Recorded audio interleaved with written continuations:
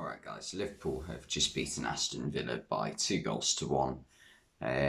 Liverpool got the job done eventually, but it's a bit like, I don't know how to put it, it's almost not enough. Liverpool needs it to get a bit of goal difference back on Man City after their 5-0 win against Newcastle. But the way the game started, Villa did really well, put the pressure on Liverpool, and managed to put the ball into a dangerous area where Simicas, who obviously isn't quite at the defensive level of Andy Robertson, gets caught tracking the wrong person, and at the back post in comes Douglas Luiz, who heads the ball towards goal. Alisson gets to it, can't really hold on to it though, and Luiz gets the rebound. And Liverpool, to be fair, did respond well to that. They got a goal back about 2 minutes later through Joel Matip.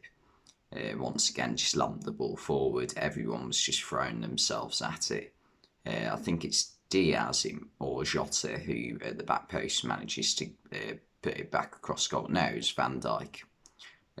Puts it back across goal. Joel Matip manages to tap it in and level it. And from then on in the first half, Villa were probably the better side. Coutinho was getting on the ball quite a bit and making things happen. But they couldn't quite create another clear-cut chance in the first half to get them back in front. Although Alisson nearly made one of his errors that he has every now and again with the ball at his feet. And a big blow for Liverpool was Fabinho getting injured. Fabinho had a bit of a torrid time first half.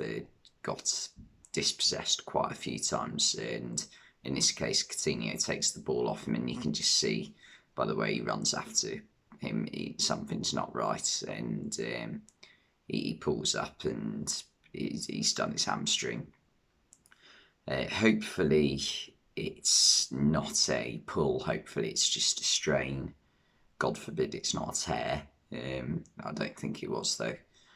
And yeah, he had to get subbed off, and Jordan Henderson came on, and Henderson had a very good game, but Fabinho's going to be a big miss for the FA Cup final and potentially the Champions League final if it is that bad. So yeah, that's not good for Liverpool, but Henderson came on and had a very good game, I thought. It certainly calmed down when Henderson came on. Although Liverpool were really struggling to create many chances, Naby Keita definitely had the best one though. He did some brilliant build-up play, played it out to Trent, who put it back in for him, and then he completely messes it up. Does that thing where he swings his right foot at it, hits his left and goes behind him. Yeah, bit of a mess up there from him. Mane also had a header go narrowly wide.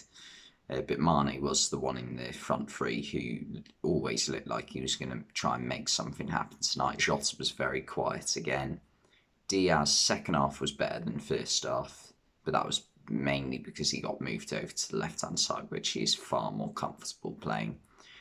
And yeah, the goal in the second half came from a Luis Diaz cross just after Thiago came on the pitch. In fact, it was all of the front three who combined. Jota played a really good ball out to Diaz. Diaz crossed it in. Mane directs a superb header into the far corner. Not too dissimilar from the goal he scored 2.5 years ago at Villa Park to win the game in the 94th minute. And yeah, same scoreline this time round. Danny Ings did have a very good chance with about 20 minutes to go. He got played through. I think it was by Watkins, and took a poor touch there, and Alisson managed to smother it.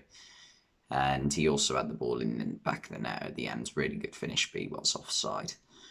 John Moss, though, as the referee, I thought had a poor game. He just can't keep up with it.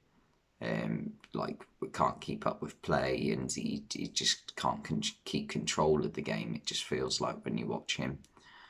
Um, but yeah, Liverpool, Thiago and Henderson, both subs made the difference, I thought. Um, yeah, and for the game against Chelsea at the weekend, I am slightly worried now that Fabinho's not playing, because he was very key to stopping, Mason Mount from getting on the ball a lot.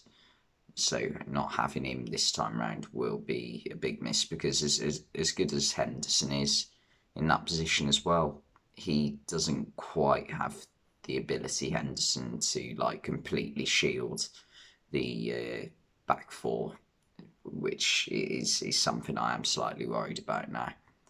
Yeah, yeah, I'm worried about that, to be honest. But Villa, though, I think will be slightly disappointed with how the way the game went. I mean, they weren't poor; they were far from poor. Um, but yeah, I just feel they taken some of their chances that they had early on in the game, it could have been a completely different scoreline. Danny Ings also had a header in the first half that he should have done better with, I felt. So yeah, the game definitely could have gone a lot differently on another night. Um, yeah, that's all I can really think of to say. So yeah, thanks for watching, and I'll see you next time.